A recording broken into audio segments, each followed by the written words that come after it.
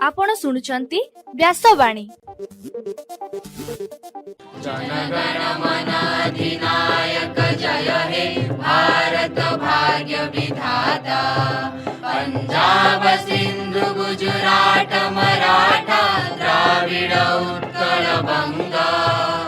विंध्य हिमाचल यमुना गंगा उच्छल जलधि तरंगा। तब शुभ नामे जागे तब शुभ आशीष मागे। गाए तब जय गाथा जनगण मंगलदायक जय हे भारत भाग्य विधाता।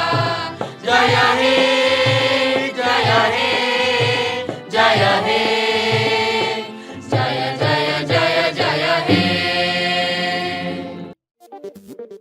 या कुन्देन्दु तुषार हार धवला। या शुभ्रवस्त्रामृता। या वीणा वरदण्डमण्डितकरा। या श्वेतपद्मासना।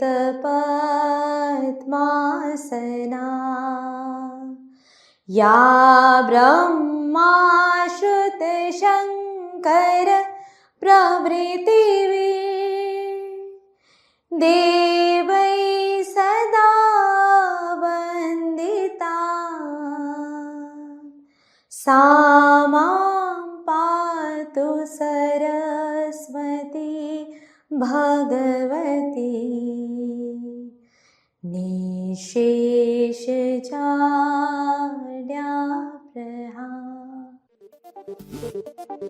नमस्कार। व्यासवाणीर खबर सहित मु पुष्पिता। प्रथमे मुख्य खबर। फकीरमोहन विश्वविद्यालय 990 जन रक्तहीनता परीक्षा कराइले। आज वृक्षरोपण सांगकु प्रबंध वितर्क और चित्रांकन प्रतियोगिता अनुष्ठित हेबो।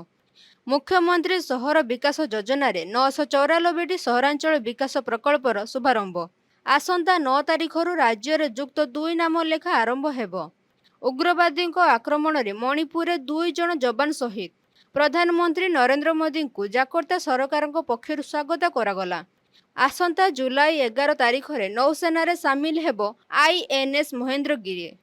श्रीलंकार एक जेल अंतेवासी हिंसाकांड जोगु 25 जन मृत्यु। आज भारत और इंग्लैंड मध्य तृतीय T20 मैच खेल एवं आज राज्यर विभिन्न जिले में प्रबल वर्षा आशंका नहीं सतर्क कला आंचलिक पाणीपाग विभाग। एबे संपूर्ण खबर। फकीरमोहन विश्वविद्यालय 28तम प्रतिष्ठा दिवस पालन अवसर में आयोजित साप्ताहिक कार्यक्रम मध्य पूर्वतन छात्र संसद एवं स्वास्थ्य केन्द्र मिलित आनुकूल्य विश्वविद्यालय परिसर 2टी स्थान में एक रक्तहीनता चिन्हट शिविर आयोजित हो जाइछि। एथिरे प्राय 990 जन छात्र छात्री अध्यापक अध्यापिका अणशिक्षक कर्मचारी एवं परिसर स्थित आवासिक परिवार सदस्य माने अंशग्रहण करथिले। कुलपति प्रोफेसर संतोष कुमार त्रिपाठी नेतृत्व में विश्वविद्यालय को संपूर्ण रक्तहीनता मुक्त परिसर में परिणत करने लक्ष्य रे नियमित स्वास्थ्य परीक्षा सचेतनता सृष्टि औषध वितरण और समयोपयोगी चिकित्सा सहायता प्रदान अंश स्वरूप यह शिविर आयोजन करा जायथिला।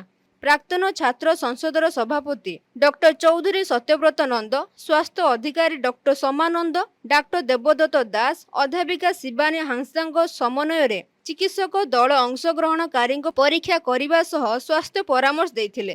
कार्यक्रम सफल आयोजन पाई प्राक्तन छात्र संसद, स्वास्थ्य केन्द्र और चिकित्सक दल को स्नातकोत्तर परिषदर अध्यक्ष प्रोफेसर संतोष अग्रवाल प्रशंसा करथिले। मुख्यमंत्री शहरी विकास योजनार अधीन गतकाली राज्यर 37टी पौरांचल 494टी नगर प्रकल्पर शुभारंभ करा जायछि। राज्यर सहर गुड़िकर भित्तिभूमि सुदृढ़ पाई गृह निर्माण और नगर उन्नयन मंत्री डॉक्टर कृष्णचंद्र महापात्र एही उन्नयन प्रकल्पर उद्घाटन करथिले। यह व्यतीत डॉक्टर श्यामसुंदर मुखर्जी त्याग और स्मृति को सम्मान जणाई राज्य में 7टी पार्क ଓ ରାସ୍ତାକୁ ତାଙ୍କ ନାମରେ ନାମିତ କରାଯାଇଥିବା ଜଣାପଡ଼ିଛି।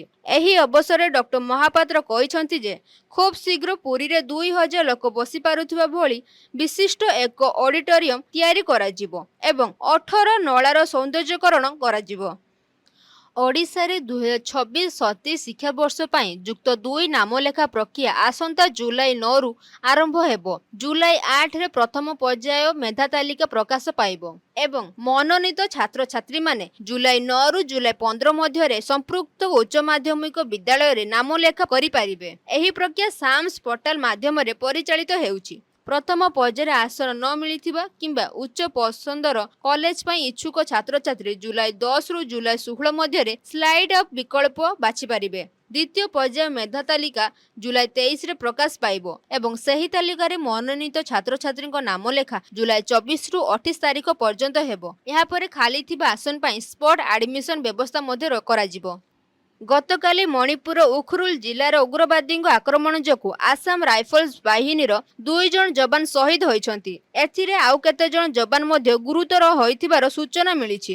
ଶହୀଦ ଯବାନ 2 ଜଣ ହେଲେ ବଲୱନ୍ତ ସିଂ ଓ ସିଏମ ସିଂ। ମଣିପୁର ମୁଖ୍ୟମନ୍ତ୍ରୀ ଜୁମ୍ନମ ଖେମଚନ୍ଦ ସିଂ ଏହି ଆକ୍ରମଣକୁ ଦୃଢ଼ ନିନ୍ଦା କରିବା ସହିତ ଘଟଣାରେ ସମ୍ପୃକ୍ତ ଦୋଷୀମାନଙ୍କୁ ଗିରଫ ଓ କଠୋର ଦଣ୍ଡ ଦିଆଯିବ ବୋଲି ପ୍ରତିଶ୍ରୁତି ଦେଇଛନ୍ତି। ପ୍ରଧାନମନ୍ତ୍ରୀ ନରେନ୍ଦ୍ର ମୋଦିଙ୍କୁ ଇଣ୍ଡୋନେସିଆର ରାଜଧାନୀ ଜାକର୍ତ୍ତାରେ ସରକାରଙ୍କ ପକ୍ଷରୁ ଭବ୍ୟ ସ୍ୱାଗତ କରାଯାଇଛି। ଭାରତ ଓ ଇଣ୍ଡୋନେସିଆ ମଧ୍ୟରେ ଦ୍ୱିପାକ୍ଷିକ ସମ୍ପର୍କକୁ ମଜବୁତ କରିବା ଲକ୍ଷ୍ୟରେ ଏହି ଗସ୍ତ ଗୁରୁତ୍ୱପୂର୍ଣ୍ଣ ବୋଲି କୁହାଯାଇଛି। ବିମାନ ବନ୍ଦରରେ ଇଣ୍ଡୋନେସିଆ ସରକାରର ବରିଷ୍ଠ ପ୍ରତିନିଧିମାନେ ପ୍ରଧାନମନ୍ତ୍ରୀଙ୍କୁ ପାରମ୍ପରିକ ଢଙ୍ଗରେ ସ୍ୱାଗତ କରିଥିଲେ। ଏହି ଗସ୍ତ ସମୟରେ ପ୍ରଧାନମନ୍ତ୍ରୀ ଇଣ୍ଡୋନେସିଆର ଦ୍ୱିପାକ୍ଷିକ ବୈଠକରେ ଯୋଗଦେଇ ବାଣିଜ୍ୟ, ପ୍ରତିରକ୍ଷା, ସାମୁଦ୍ରିକ ସୁରକ୍ଷା, ଡିଜିଟାଲ ପ୍ରଯୁକ୍ତି, ସ୍ୱାସ୍ଥ୍ୟ, ଶିକ୍ଷା ଓ ସାଂସ୍କୃତିକ ସହଯୋଗ ଭଳି ବିଭିନ୍ନ ପ୍ରସଙ୍ଗମାନ ଉପରେ ଆଲୋଚନା କରିବେ। ପ୍ରଧାନମନ୍ତ୍ରୀଙ୍କ ଏହି ଗସ୍ତ ଉଭୟ ଦେଶ ମଧ୍ୟରେ କୂଟନୈତିକ ଓ ଆର୍ଥିକ ସହଯୋଗକୁ ଆହୁରି ସୁଦୃଢ଼ କରିବ ବୋଲି ଆଶା କରାଯାଉଛି। ଆସନ୍ତା ଜୁଲାଇ 11 ତାରିଖ ଶନିବାର ଦିନ ଭାରତୀୟ ନୌସେନାରେ ମହେନ୍ଦ୍ରଗିରି ନାମକ ଏକ ଅତ୍ୟାଧୁନିକ ଯୁଦ୍ଧ ଜାହାଜ ସାମିଲ ହେବ। ଏହି ଯୁଦ୍ଧ ଜାହାଜକୁ ବିଶାଖାପାଟଣାଠାରେ ସ୍ୱଦେଶୀ ଜ୍ଞାନ କୌଶଳରେ ତିଆରି କରାଯାଇଛି। ଓଡ଼ିଶାର ପ୍ରସିଦ୍ଧ ମହେନ୍ଦ୍ରଗିରି ପର୍ବତ ନାମରେ ନାମକରଣ କରାଯାଇଛି।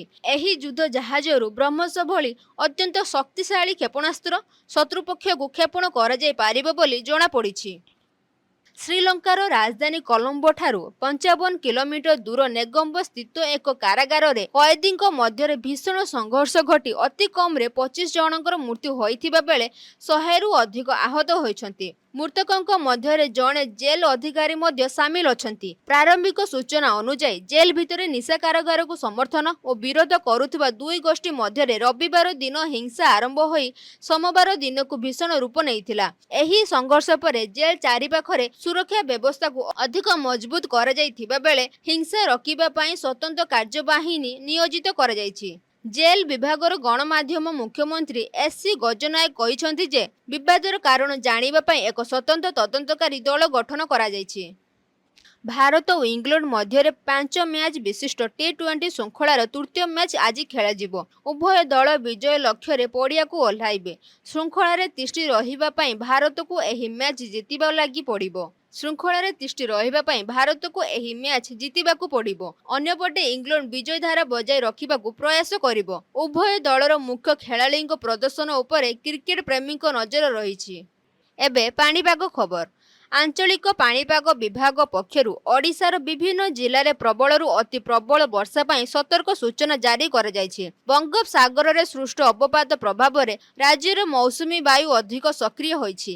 ମୁଖ୍ୟତଃ ସୁନ୍ଦରଗଡ଼, ଝାରସୁଗୁଡ଼ା, ବରଗଡ଼, ସମ୍ବଲପୁର, ଦେବଗଡ଼, ନୂଆପଡ଼ା ଏବଂ ବଲାଙ୍ଗୀର ଆଦି ଜିଲ୍ଲାରେ ପ୍ରବଳରୁ ଅତି ପ୍ରବଳ ବର୍ଷା ହେବାର ସମ୍ଭାବନା ରହିଛି।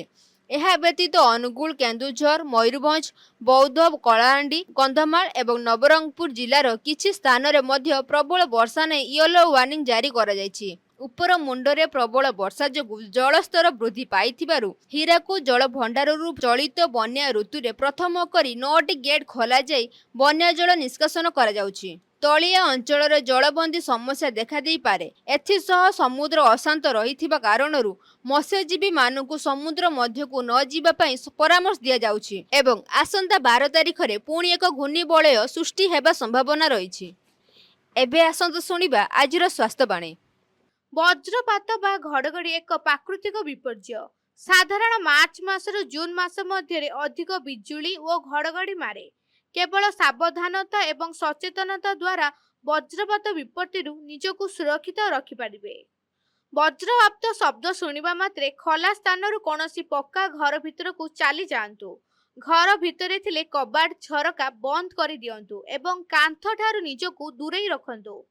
ପୋଖରୀ କିମ୍ବା ଜଳାଶୟ ନିକଟରେ ରୁହନ୍ତୁ ନାହିଁ। ପାଣି ଭିତରେ ଥିଲେ ଯଥାଶୀଘ୍ର ବାହାରକୁ ଆସନ୍ତୁ। ଗଛ ତଳେ ଆଦୌ ଆଶ୍ରୟ ନିଅନ୍ତୁ ନାହିଁ।